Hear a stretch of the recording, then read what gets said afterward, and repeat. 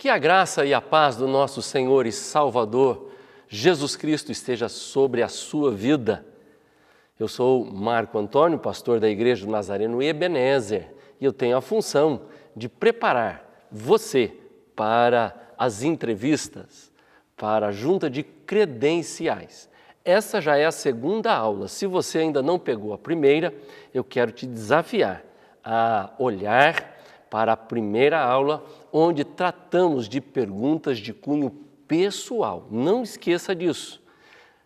É necessário você olhar para aquela primeira aula e saber responder bem as perguntas que estão ali. Lembrando que o nosso versículo base para esta aula é 2 Timóteo 2,15, procura apresentar-te a Deus aprovado, como obreiro que não tem de que se envergonhar, mas que maneja bem a palavra da verdade.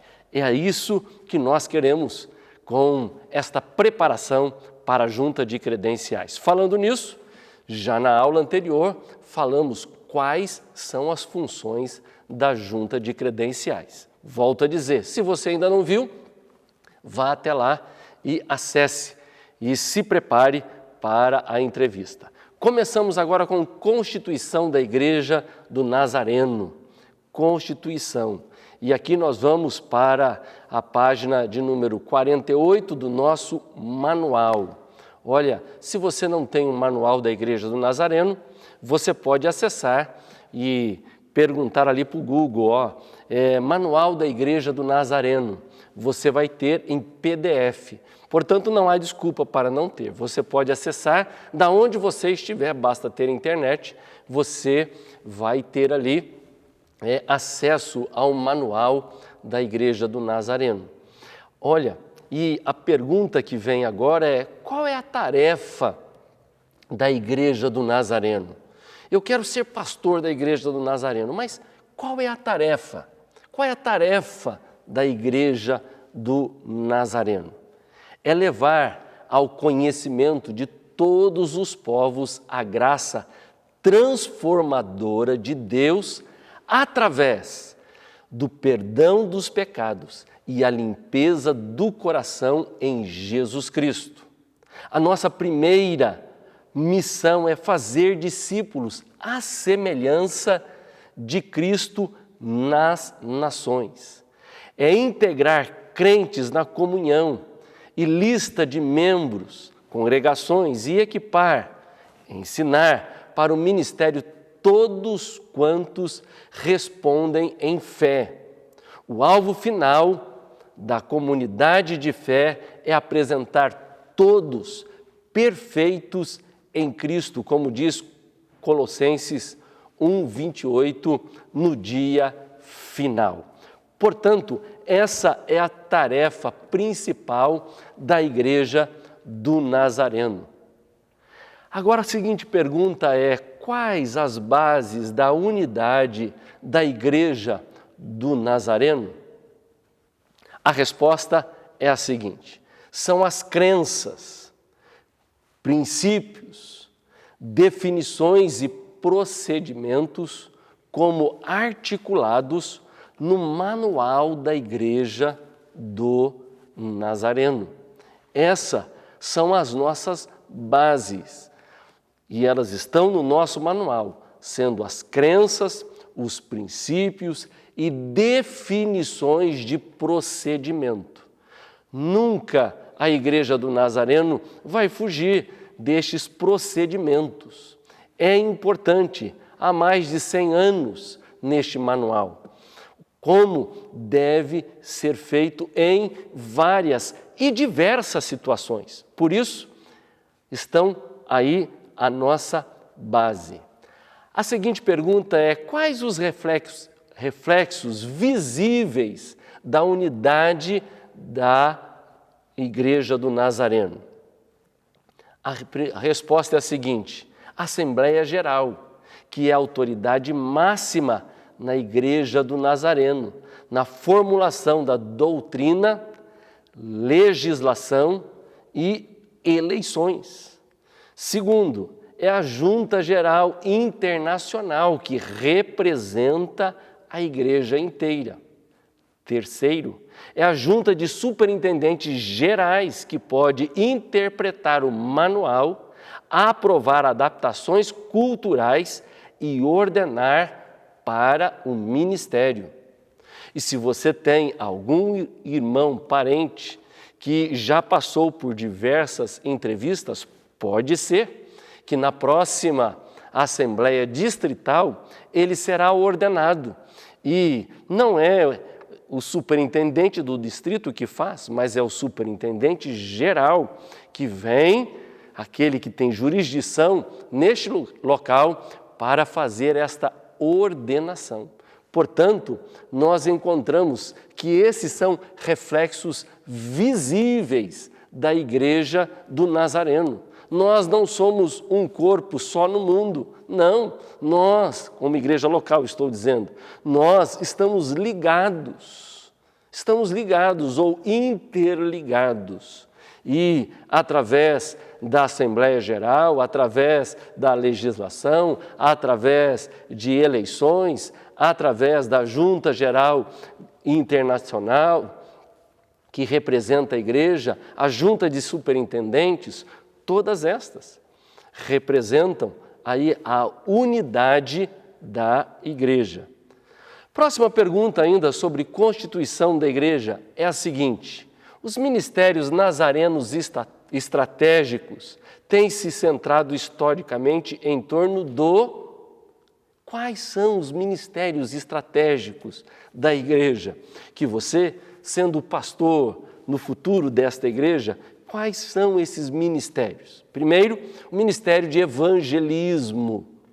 Segundo, o ministério de ação social ou sociais.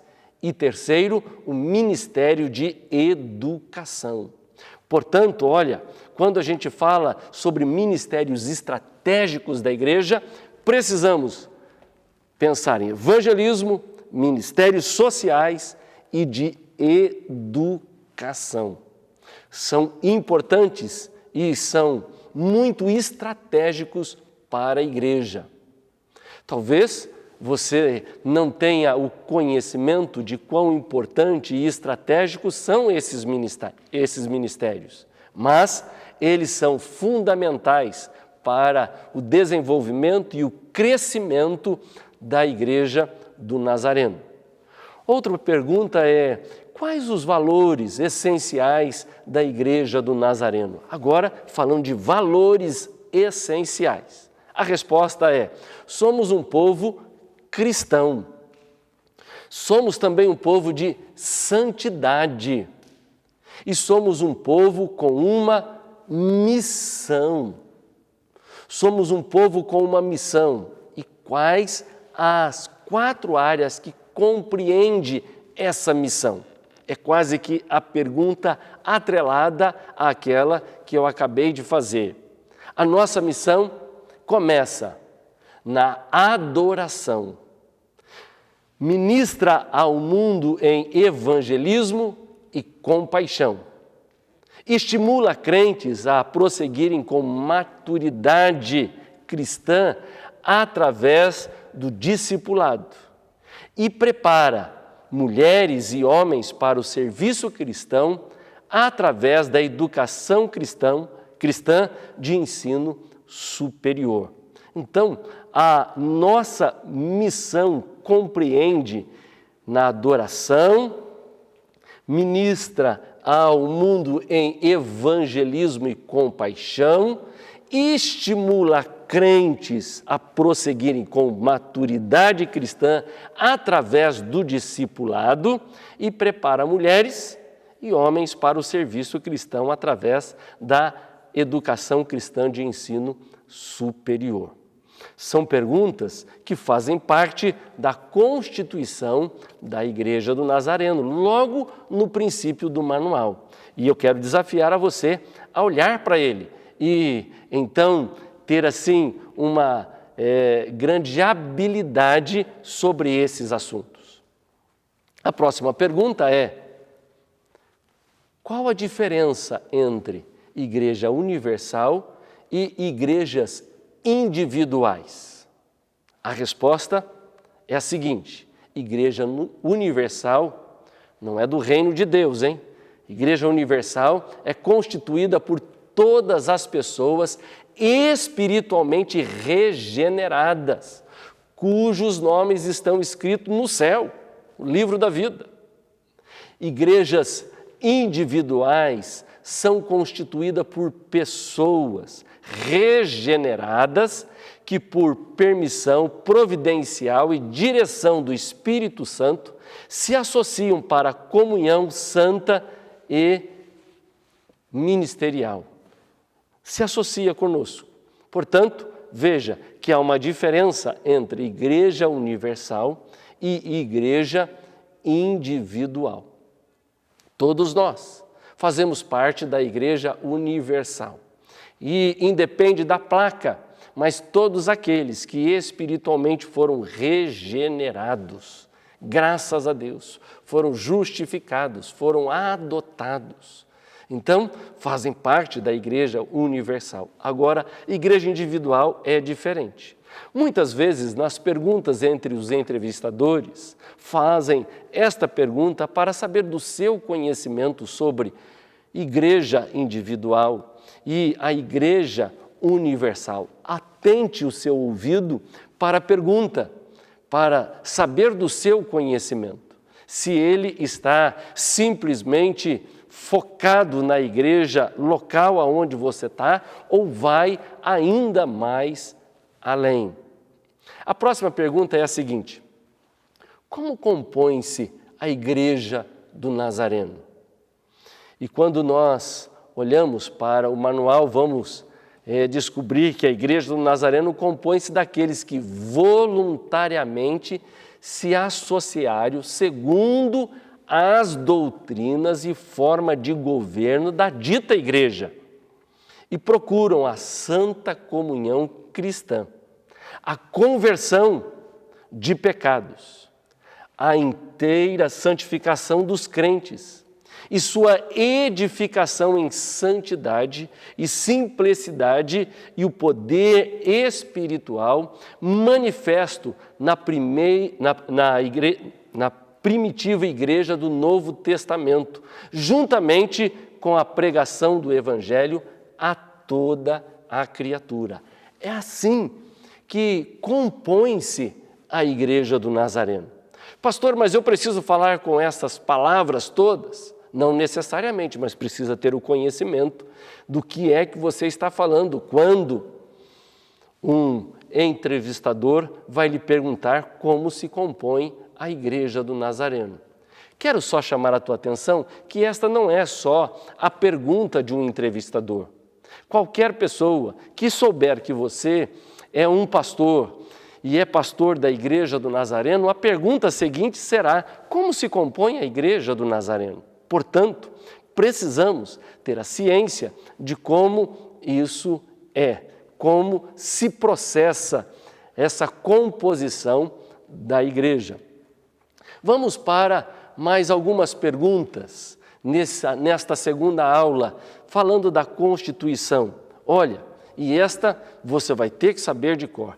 Vou dizer a você, vai cair na prova, sim senhor. Quantos artigos de fé temos e quais são eles? É necessário. Olha, eu vou pedir que aquele que está aqui filmando, preparando esta palestra, o pastor Mauro, que tem me auxiliado aqui com destreza, coloque até mesmo um quadro que você visualmente vai aparecer aqui na tela, visualmente você vai conseguir gravar sobre os artigos de fé. Lembrando, Deus Trino, Jesus Cristo e quase que é uma ordem lógica. Certa feita, pedi ao pastor Ricardo Ramponi, que é presbítero do nosso distrito, falar sobre os artigos de fé aqui na igreja do Nazareno Ebenezer. E ele trouxe aqui a ideia de composição lógica. E veja que existe uma lógica. Se eu creio num Deus Trino, eu creio então na segunda pessoa, que é Jesus Cristo. A terceira pessoa, que é o Espírito Santo. E se eu creio em Deus Pai ou Deus Trino, Jesus Cristo, o Espírito Santo, eu consigo saber isso através da revelação escrita, que é as Escrituras ou a Palavra de Deus. E as Escrituras, a Palavra de Deus, fala sobre pecado. E temos o pecado original e o pecado pessoal. Aí o próximo artigo vem sobre o arrependimento. E se então estamos arrependidos, automaticamente ou concomitantemente vem a justificação, a adoção e a regeneração. Próximo artigo, a inteira santificação. E tudo isso se processa onde? Na igreja é o próximo artigo. E então, na igreja, temos o batismo e temos a Santa Ceia. Na igreja também temos cura divina. Falamos da segunda vinda de Cristo, a ressurreição, o juízo e destino final. Portanto, esses são os nossos artigos e precisa estar muito bem memorizado. Com certeza, essa será uma pergunta de prova. E com certeza, alguns entrevistadores vão perguntar para você, em ordem, fala do 13º. Talvez você tenha que fazer nos dedos, não importa, mas o importante é que você saiba e conheça e tenha ciência deles, porque esta também é uma pergunta que muitos fazem independente de serem entrevistadores. A pergunta que muitas vezes eu encontro é: pastor, o que a sua igreja crê? Você lembra então dos artigos de fé. Aqui é o grande ponto. Também lembrando que a maioria dos problemas na área da teologia vão gerar em torno justamente dos artigos de fé. Como saber se aquilo que está se falando, ou até mesmo a música que nós estamos cantando dentro da igreja, ela realmente traz um cunho teológico positivo? Lembre-se dos artigos de fé. Algumas coisas que quando você escuta e você tem a habilidade sobre os artigos de fé, automaticamente você vai dizer: opa, esse negócio está fora. Esse negócio não é muito certo. Olha, portanto, vamos ver com os olhos bem atentos cada um desses artigos de fé, saber falar sobre eles. A pergunta aqui, chegando no final: qual é o modo de governo da igreja? Lembrando que o nosso modo de governo é representativo, é o pastor junto com a sua junta. E ainda, o órgão máximo na igreja local é a Assembleia Local. O órgão máximo no distrito é a Assembleia Distrital. O órgão máximo na Igreja do Nazareno é a Assembleia Geral. Ficamos aqui para a segunda aula. Não perca a próxima e que Deus te abençoe em nome de Jesus.